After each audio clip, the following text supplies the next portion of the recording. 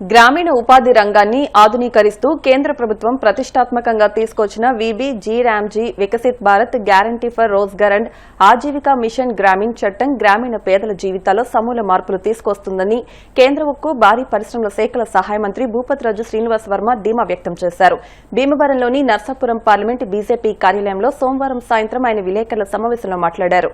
22 December 2025న చట్టరూపం దాల్చిన వీబీ-జీ-రామ్జీ బిల్లుపై ప్రతిపక్షాలు చేస్తున్న దుష్ప్రచారం ఆయన తీవ్రంగా ఖండించారు. గతంలో మహాత్మాగాంధీ పేరుతో ఉన్న పథకంలో భారీగా నిధులు పక్కదారి పట్టాయని, అది జాతిపిత సిద్ధాంతాలకు అవమానమని శ్రీనివాస్ వర్మ పేర్కొన్నారు. కాంగ్రెస్ పార్టీ గాంధీ పేరును ఓటు బ్యాంక్ కోసం వాడుకుంటే మోదీ ప్రభుత్వం ఆయన కలలుగన్న గ్రామ స్వరాజ్యం కోసం ఈ పథకాన్ని ఆధునీకరించిందని అన్నారు. కొత్తగా ప్రవేశపెట్టిన జియో ట్రాకింగ్ విధానం ద్వారా దళారుల ప్రమేయం లేకుండా క్షేత్రస్థాయిలో పనులు పక్కాగా జరిగేలా పటిష్ట చర్యలు తీసుకున్నట్లు తెలిపారు. రైతులు, రైతు కూలీల ప్రయోజనాలను దృష్టిలో ఉంచుకుని ఈ పథకంలో కీలక మార్పులు చేశామని మంత్రి తెలిపారు.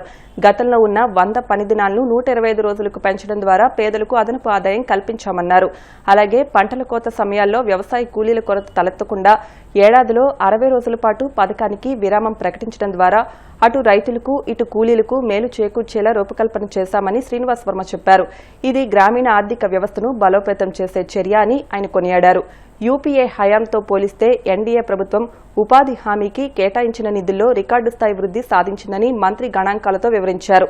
గత 10 ఏళ్లలో 8,53,810 కోట్లు విడుదల చేశామని, ఇది గత ప్రభుత్వ కాలం కంటే 4 రెట్లు అధికమని చెప్పారు. పనులు కూడా కేవలం గుంతలు తవ్వడానికే పరిమితం కాకుండా 862 లక్షల శాశ్వత మౌలిక సదుపాయాలను పూర్తి చేశామని వెల్లడించారు. నిధుల వినియోగంలో పారదర్శకత కోసం సోషల్ ఆడిట్ కమిటీలు పర్యవేక్షిస్తాయని, ప్రజల ఫిర్యాదుల కోసం ప్రత్యేక టోల్ ఫ్రీ నంబర్ అందుబాటులో ఉంటుందని ఆయన స్పష్టం చేశారు. గాంధీ కలలుగన్న గ్రామ స్వరాజ్యం సాకారం చేయడానికి బానిసత్వ చిహ్నాలను వదిలి వికసిత్ భారత్ లక్ష్యంగా అడుగులు వేస్తున్నామని ఆయన తెలిపారు. కాంగ్రెస్ పార్టీకి పథకాలకు పేర్లు పెట్టుకోవడంపై ఉన్న ఆసక్తి పేదల సంక్షేమంపై లేదని ఎద్దేవా చేశారు.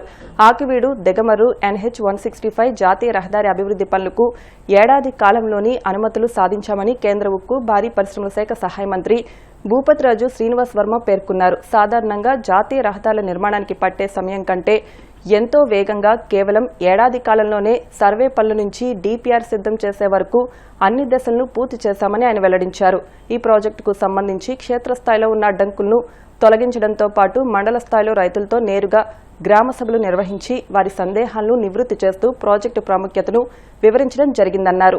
ఇటీవల కాలంలో కేంద్ర ప్రభుత్వం తీసుకొచ్చినటువంటి ఏదైతే డిసెంబర్ 22 నాడు చట్టం చేయబడిందో, నరేగా స్థానంలో Viksit Bharat guarantee for Rozgar and Ajeevika mission వీబీ-జీ-రామ్జీ అనేటువంటి పథకం మీద పెద్ద ఎత్తున జరుగుతున్నటువంటి దుష్ప్రచారం మనందరికీ కూడా తెలుసు. దీనికి సంబంధించి కొన్ని వాస్తవాలను, కొన్ని వివరాలను ప్రజలకు తెలియజేయాలనేటువంటి ఆలోచనతో ఇవాళ పాత్రికేయ మిత్రుల సమావేశం ఏర్పాటు చేయబడింది.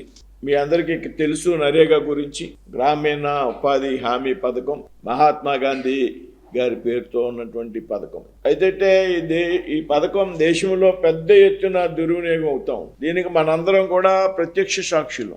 దీనికి ఏ విధమైనటువంటి జియో ట్యాగింగ్ కూడా లేకుండా పెద్ద ఎత్తున పనులు చేస్తున్నాం అనేటువంటి ఒక మిషతో మధ్యలో ఏజెంట్లు, దళారులు కుమ్ముక్కే పెద్ద ఎత్తున లక్షల కోట్ల రూపాయల ప్రజాధనాన్ని దుర్వినియోగం చేస్తున్నటువంటి సంగతి మీ అందరికీ కూడా తెలుసు. అయితే ఏదైతే పాత పథకంలో ఉన్నటువంటి లోపాలను సవరించి మరింత కట్టుదిట్టంగా ఈ పథకాన్ని అమలు చేయాలి, ఏదైతే పథకంలో చేస్తున్నటువంటి అభివృద్ధి కార్యక్రమాలు అవుతున్నాయో అవి పెద్ద ఎత్తున ప్రజలకు ఉపయోగపడాలి అనేటువంటి ఒక ఆలోచన కేంద్ర ప్రభుత్వం చేయడం జరిగింది. గత పథకంలో ఉన్నటువంటి లోపాలు ఏవైతున్నాయో ఆ లోపాలన్నీ కూడా సవరించి మరింత పారదర్శకంగా ఉండే విధంగా ఇవాళ జీ-రామ్జీ పథకానికి కేంద్ర ప్రభుత్వం రూపకల్పన చేయడం జరిగింది. ముఖ్యంగా పని దినాలను కూడా 100 నుంచి 125 దినాలకు పెంచడం జరిగింది. పని దినాలను పెంచడమే కాదు, ఒక 60 రోజుల పాటు నిరంతరం కొనసాగేటువంటి ఈ పథకానికి 60 రోజుల పాటు విరామాన్ని కూడా ప్రకటించడం జరిగింది. ఎందుకు విరామం ప్రకటించడం అంటే, గ్రామీణ ప్రాంతాల్లో రైతులకు వ్యవసాయ కూలీలు ఏదైతే పీక్ టైం అంటాం, నారుమల్లి సమయం గాని పంట కోసేటువంటి సమయం గాని పీక్ టైం, రైతులకు కూలీలు అవసరమైనటువంటి సమయంలో రైతులకు వ్యవసాయ కూలీలు అందుబాటులో ఉండాలనేటువంటి ఆలోచనతో 60 రోజుల పాటు విరామాన్ని కూడా ఈ పథకానికి ఇవ్వడం జరిగింది. అంటే అదే కాలంలో ఈ పథకం అమలైతే రైతులకు వ్యవసాయ కూలీలు దొరికేటువంటి అవకాశం లేదు కాబట్టి ఆ సమయంలో ఈ పథకానికి విరామం ప్రకటించడం జరిగింది. ఏదైతే గ్రామీణ ప్రాంతాల్లో ముఖ్యంగా ఈ 60 రోజుల విరామం అనేది ఆయా రాష్ట్ర ప్రభుత్వాలు నిర్ణయం తీసుకోవటువంటి అవకాశం. అంటే ఒక్కో రాష్ట్రంలో ఒక్కో సీజన్, అందుకని ఈ 60 రోజుల విరామం ఎప్పుడు ప్రకటించాలనేది ఆ రాష్ట్రంలో ఉన్నటువంటి వ్యవసాయ ఉత్పత్తులను బట్టి వాటి యొక్క పీక్ టైం ఏదైతే ఉందో కీలకమైన సమయం వారు నిర్ణయం తీసేటువంటి అవకాశం. అంతేకాదు మీ అందరూ కూడా తెలిసి పాత్రికేయులకి నరేగా పేరుతో చాలా తక్కువ సమయాన్ని పనిచేయించి కొంతమంది అధికారులు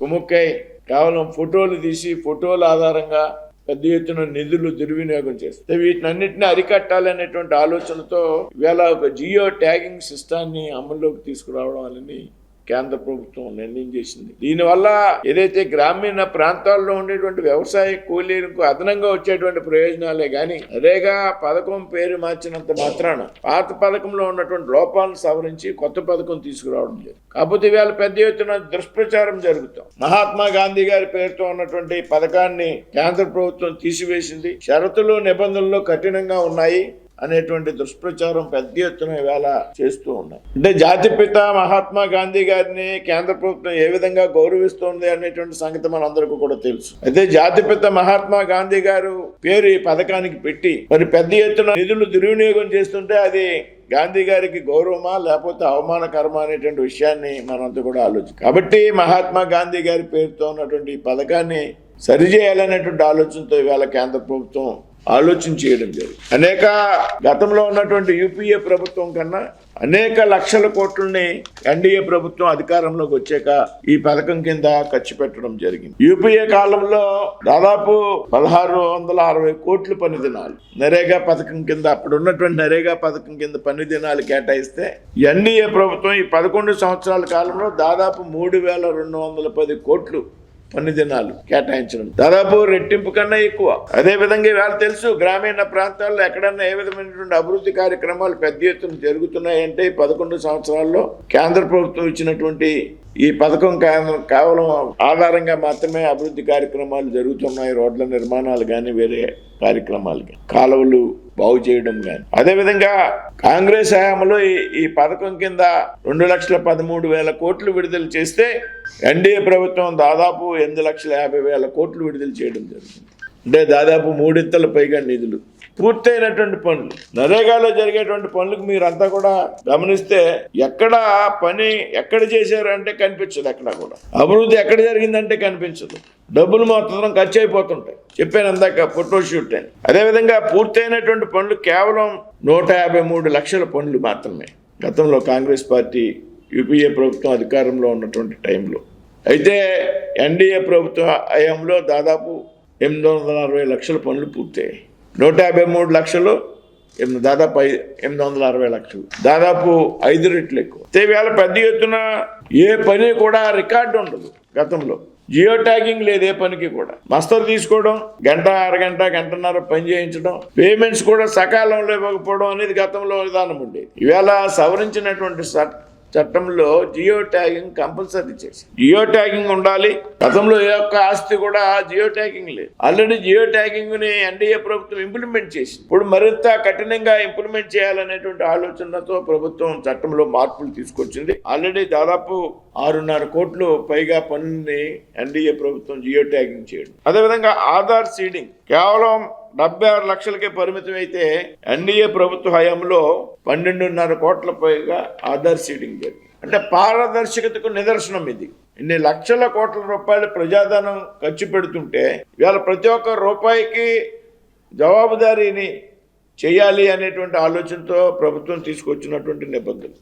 అదేవిధంగా ఆస్తుల సృష్టి పనిచేస్తే అక్కడ ఆస్తి సృష్టించబడాలి. ఒక రేడు వేసినా ఒక భవనాన్ని నిర్మించిన కేవలం యూపీ హయాంలో 17% ఆస్తులు మాత్రమే సృష్టించబడితే ఎన్డీఏ ప్రభుత్వ హయాంలో 62% ఆస్తులు సృష్టించబడ్డాయి. ఈ విధంగా భారతదేశం యొక్క అభివృద్ధి గ్రామాల మీద ఆధారపడి ఉన్నటువంటి విషయం మనందరికీ కూడా తెలుసు. గ్రామం వికసిస్తేనే భారతదేశం వికసిస్తుంది.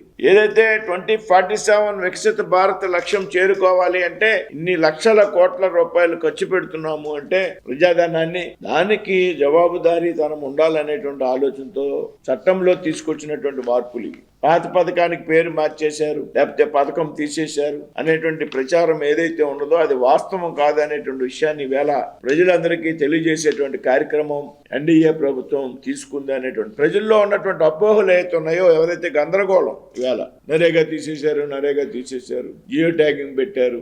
ఎవరి కోసం పెట్టారు జియో ట్యాగింగ్? ప్రతి రూపాయి సద్వినియోగం అవ్వాలనేటువంటి కాన్సెప్ట్ తో జియో ట్యాగింగ్ పెట్టి కొన్ని లక్షల కోట్లు, అందులో 25% కూడా పనులు అవ్వకుండా ఇవాళ లక్షల కోట్లని దుర్వినియోగం చేస్తున్న పరిస్థితి. అదేవిధంగా పని దినాలను పెంచారు 100 రోజుల నుంచి 165 రోజులు. గతంలో సెలవు దినాలు లేవు, అదిగో సెలవు దినాలు ప్రకటించేశారు. 60 రోజులు పనులు ఉండవు. 60 రోజులు పనులు ఉండవు, పీక్ ఉంటుంది కదా, అప్పుడు అందరికీ పనులు ఉంటాయి. గ్రామాల్లో కూలీలకి అందరికీ పనులు ఉంటాయి, కానీ ఆ టైంలో హాలిడే ఇచ్చారు. అప్పుడు కూడా దీన్ని ఇంప్లిమెంట్ చేస్తే రైతులకు కూలీలు దొరకరు అనేటువంటి ఒక ఆలోచన. అంతేగాని రైతులు వ్యవసాయ కూలీలు పొట్ట కొట్టాలనేటువంటి ఆలోచన అయితే ప్రభుత్వానికి లేదు. ప్రతి ఒక్క చిత్తశుద్ధిని దయచేసి అందరూ కూడా అర్థం చేసుకోవాలనేటువంటి విషయాన్ని ఈ సందర్భంగా చెప్తాం. మీ అందరికీ తెలుసు, యూపీఏ హయాంలో కేంద్రంలో కానీ రాష్ట్రంలో కానీ ప్రతి పథకానికి కూడా నెహ్రూ గారి పేరు, రాజీవ్ గాంధీ గారి పేరు, లేకపోతే ఇందిరాగాంధీ గారి పేరు, అంటే భారతదేశం వాళ్ళ తాత ముత్తాతల ఆస్తి అన్నట్టుగా దాదాపు 800 పథకాలకి వేళ దేశంలో వాళ్ళు పేర్లు పెట్టుకున్నటువంటి వాస్తవమైన సంగతి మనం.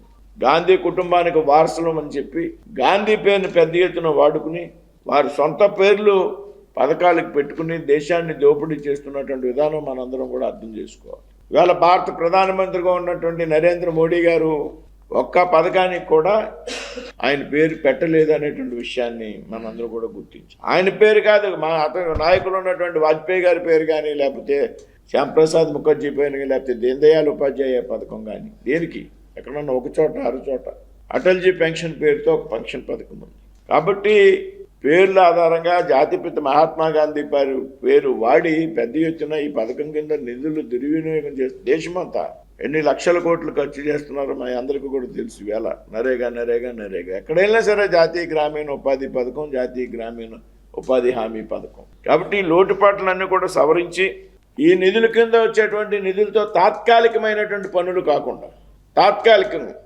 ఆ కాలగట్టిన 2 చెట్లు నరుగుతారు. మన చేతులు లాగెత్తి వచ్చే చెట్లని 15 మందిలో కొడవలతో కత్తులతో అరగంట ఫోటోషూట్ చేసి పని ఉండదు అక్కడ. కాబట్టి తాత్కాలికమైనటువంటి పనులు కాదు, తాత్కాలికమైన పనులు కొన్ని ఉంటాయి. కాలువలో క్లీన్ చేయడం అది కూడా తాత్కాలికమైన పని. ఒకసారి ఒక కాలువ బాగు చేసామంటే పంట కాలువ ఏమన్నా కనీసం 2-3 సంవత్సరాల ఆ పంట బోధలో కాలువలో ఇబ్బంది లేకుండా మళ్ళీ సీజన్లో మరీ అదే కాలువ పని. ఒకసారేమో ఈ కొట్టు లోపలేస్తాడు కాలంలో, మళ్ళీ చేదలా తీసి బయట వేస్తాడు కట్టు మీద. కాబట్టి నరేగా చట్టం కింద ఖర్చు అయ్యేటువంటి ప్రతి ఒక్క రూపాయి కూడా శాశ్వత ఆస్తుల రూపకల్పన ఆధారంగా నిర్మించాలి. మంచి రోడ్డు వేయాలి, మంచి భవనాలు కట్టాలి, కనిపించాలి మనకి ఆస్తి. కాబట్టి తాత్కాలిక పనుల్లో ఉన్నటువంటి లోపాలను సవరించి శాశ్వతమైనటువంటి ఆస్తులు క్రియేట్ చేయడానికి రూపకల్పన చేయాలనేటువంటి ఆలోచనతో ఇవాళ వికసిత్ భారత్ రామ్జీ పథకాన్ని కేంద్ర ప్రభుత్వం ప్రవేశపెట్టడం జరిగింది. అంతేకాకుండా ఇదివరకు డబ్బులకి కూలీలకి, వ్యవసాయ కూలీలు ఎవరైతే ఉన్నారో వారికి పేమెంట్ ఇవ్వడానికి చాలా సమయం పట్టేది. ఇప్పుడు వారం పేమెంట్ నేరుగా వారి అకౌంట్లో డబ్బులు పడతాయి, దళారుల ప్రమేయం లేదు. ప్రతి వారం కూడా పేమెంట్ ఇస్తారు, నేరుగా వారి బ్యాంక్ అకౌంట్కి జమ అవుతాయి. ఇది ఎవరైతే వికసిత్ భారత్ రామ్జీ పనులకు వెళ్ళేటువంటి వ్యవసాయ కూలీలకు పెద్ద భరోసా. మన అకౌంట్లకు డబ్బులు వచ్చి పెడతాయంటే ఇందులో దళారుల ప్రమేయం ఉండదు. అదేవిధంగా ఏదైతే పథకాలు కార్యక్రమాలు అమలవుతున్నాయో ప్రతి వారం కూడా పారదర్శకంగా వెల్లడించాలి. కాబట్టి అదేవిధంగా ఈ పథకంలో ఏమైనా ఇబ్బందులు ఉన్నా, లేకపోతే ఈ పేమెంట్ సమయంలో వేతనాలు ఏవైతున్నాయో ఆ వేతనాలు సకాలంలో అందకపోయినా కానీ ఒక టోల్ ఫ్రీ నెంబర్ ఇచ్చారు. ఆ టోల్ ఫ్రీ నెంబర్ని సంప్రదించి పనిచేస్తారు. వేతనాలు రావు సకాలంలో, కాబట్టి ఆ టోల్ ఫ్రీ నెంబర్కి అప్రోచ్ అవ్వచ్చు, గ్రామ సభకు ఫిర్యాదు చేయవచ్చు. ప్రతి మండలంలో కూడా, గ్రామంలో కూడా దీనికి ఒక సోషల్ ఆడిట్ కమిటీ ఉంటుంది రాబోయేటువంటి రోజుల్లో. సోషల్ ఆడిట్ కమిటీ అంటే ఏం పని అయింది, ఎంత ఖర్చు అయింది, వేతనాలు వచ్చిందా, ఆడిట్ అంటే మీ అందరికీ తెలుసు, పర్యవేక్షణ. కాబట్టి ఏదైతే గ్రామీణ ప్రాంతాల్లో పేదరికాన్ని పారద్రోలాలి, ఎవరు కూడా ఆకలితో అలమటించకూడదు, అందరికీ పని కల్పించాలి, సకాలంలో వేతనాలు ఇవ్వాలి, వేతనాలు చెల్లించేటువంటి క్రమంలో దళారీలు ఉండకూడదు, అనేటువంటి ఆలోచనతో ఇవాళ వికసిత్ భారత్ జీ రామ్జీ అనేటువంటి పథకానికి కేంద్ర ప్రభుత్వం శ్రీకారం చుట్టింది. ఈ పథకం తాలూకు సత్ఫలితాలని చాలా అతి తక్కువ సమయంలో రాబోయేటువంటి రోజుల్లో మనందరూ కూడా చూస్తాం అనేటువంటి విషయంలో ఏమాత్రం కూడా అనుమానం లేదు అని ఈ సందర్భంగా మీ అందరికీ కూడా తెలియజేస్తూ, రాబోయేటువంటి రోజుల్లో మరింత కింద స్థాయికి వెళ్ళి ప్రజలకు ఈ పథకం మీద అవగాహన కల్పించేటువంటి ప్రయత్నం ప్రభుత్వంలో ఉన్నట్టు మీ అందరూ కూడా తెలియజేస్తామని ఈ సందర్భంగా చెప్తున్నాను.